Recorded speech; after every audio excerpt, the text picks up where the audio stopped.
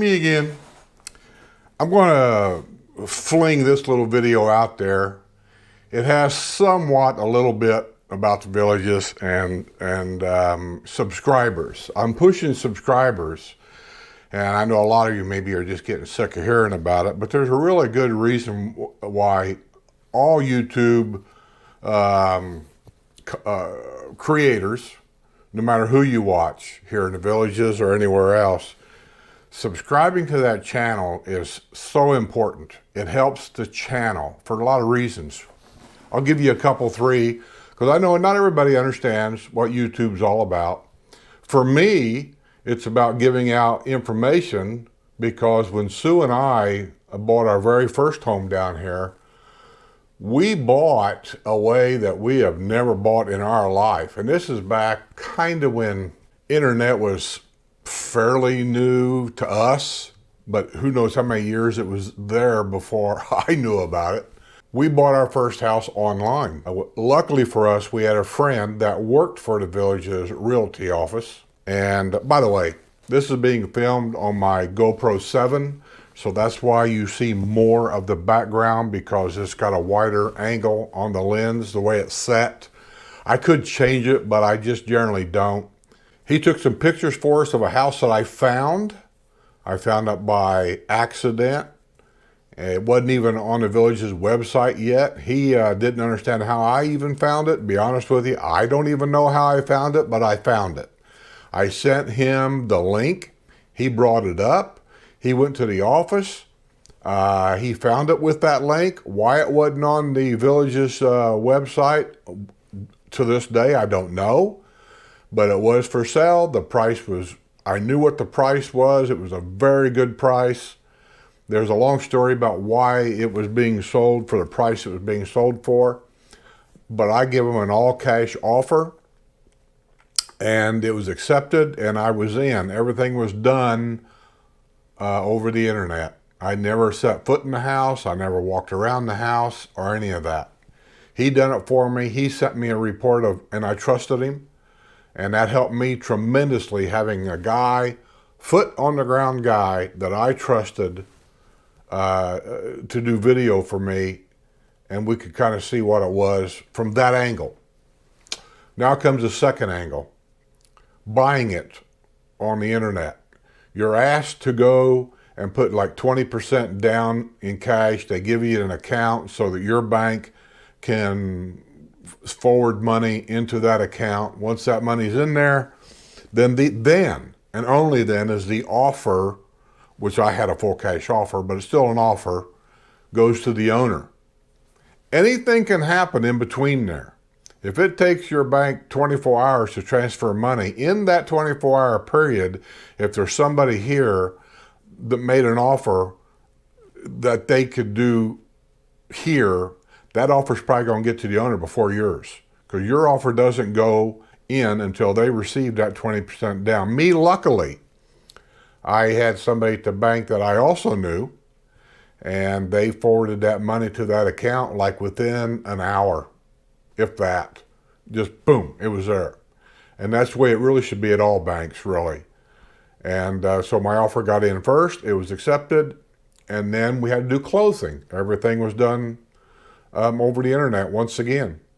And the only thing that they suggested to me, the guy I knew down here, the guy that had the boots on the ground, the guy I trusted that worked for the village's office, he told me, make sure, you know what, I don't think I turned it on, did I?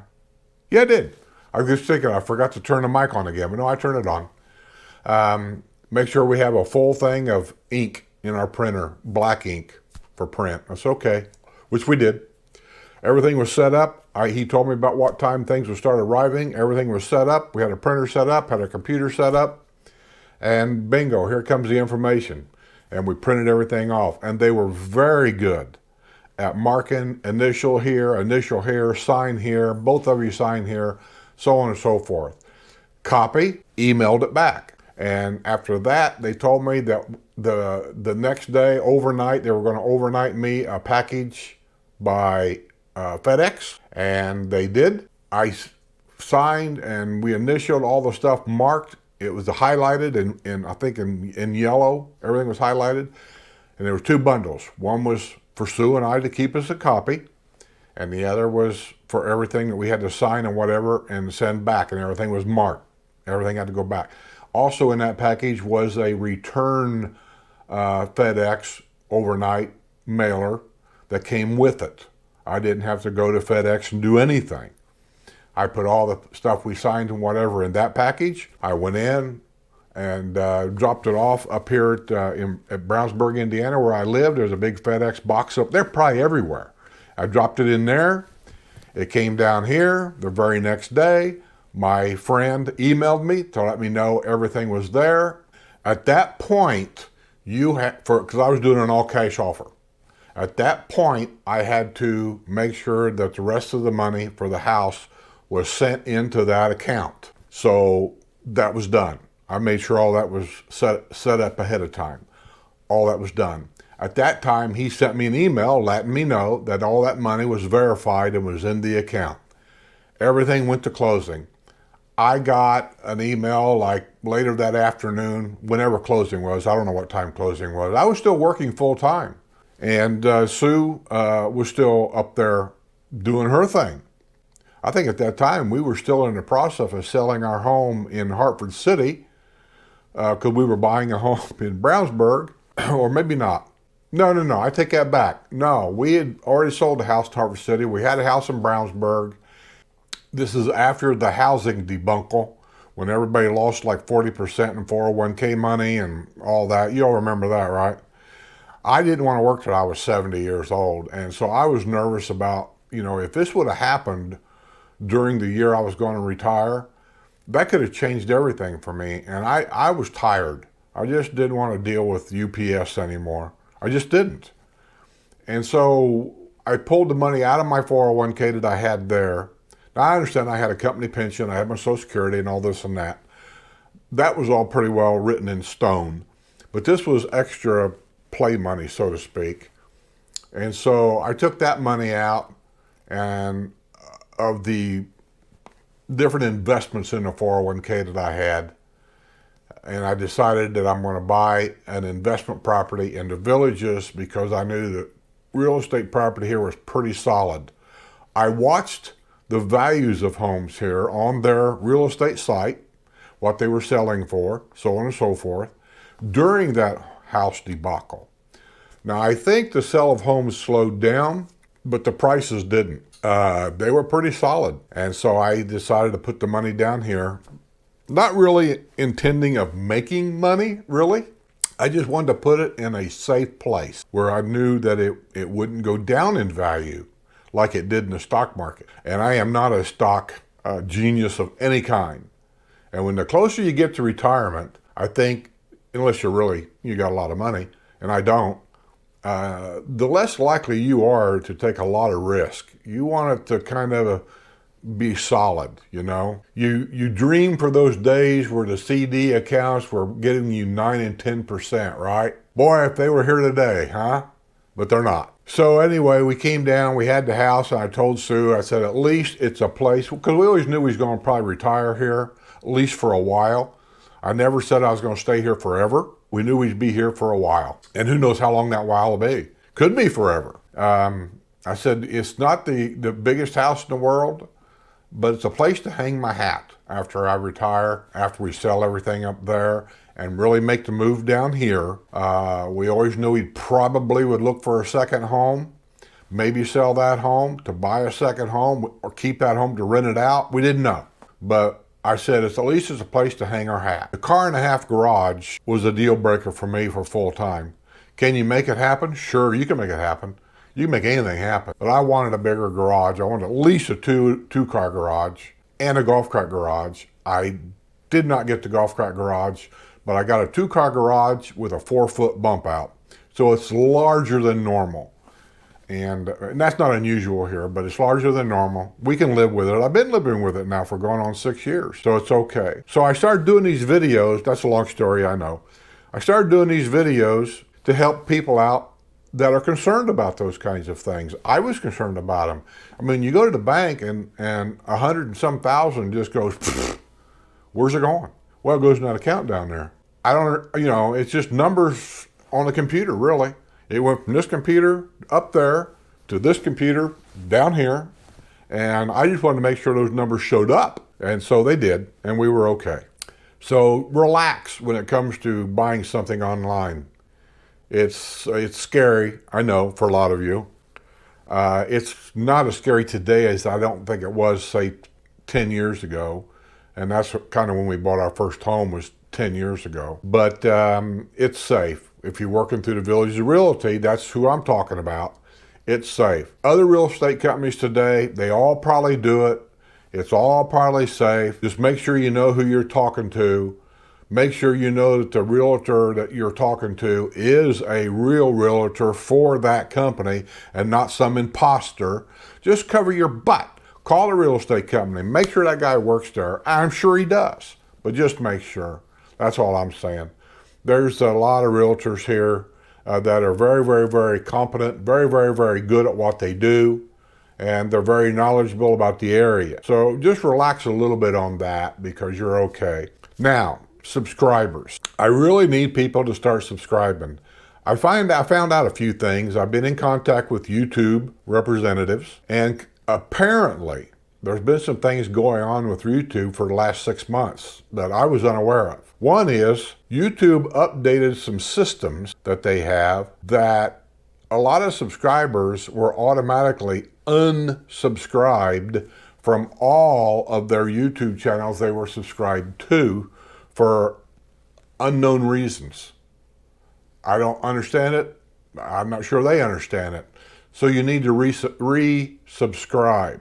So I'm asking people that follow me on my channels or any other channels that you are subscribed to or think you're subscribed to, go back, check, make sure you're subscribed.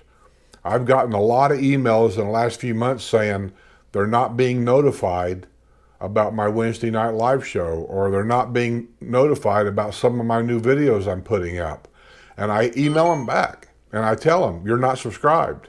They say, yes, I am. So I'm just saying, go double check, because there's been glitches in YouTube lately. And I don't know what their glitches are. I have no control over any of that. But just go back and look for that red subscribe button. If it's red, the odds are it'll say subscribe. That means you're not subscribed. Click it. If you're on a computer anyway, click it. It'll turn gray. And then it says subscribed, ED on the end. Now you're subscribed. Click the bell, hit the all, and then you'll be notified. I implore you to please do that. One is YouTube recommends my videos if I have a lot of subscribers. If I don't have a lot of subscribers, my videos don't get recommended. And I watch my analytics pretty close. And 60%, I've mentioned this number before, of my full-time viewers are not subscribed. That's analytics straight from YouTube. And even though they can be off a little bit because of their glitches, they're not off that much. My RV channel, only 20% of my viewers are unsubscribed or not subscribed. So please, on my Villages channel, I'm working very, very hard in trying to make this channel interesting, informative, and because of Wednesday Night Live, I've added a little bit of fun and zaniness to the channel, just so everybody enjoys it. And all of this is to get people to come into my channel and subscribe. You're all welcome to come and view. It's all free to view. But if you're not subscribed, it doesn't really help me, and it doesn't help the channel in any way. So when I put up a video, if everybody subscribed were doing what I'm asking them to do, my viewership would be a lot larger than it is. I put up a video, and generally speaking, and I'm not putting any of this down, please don't take this in any way. I'm trying to educate you on why I need you to subscribe and view. Is within a week, usually my view on certain videos are give or take 2,000, give or take. Sometimes a little more, sometimes a little less, but 2,000 views.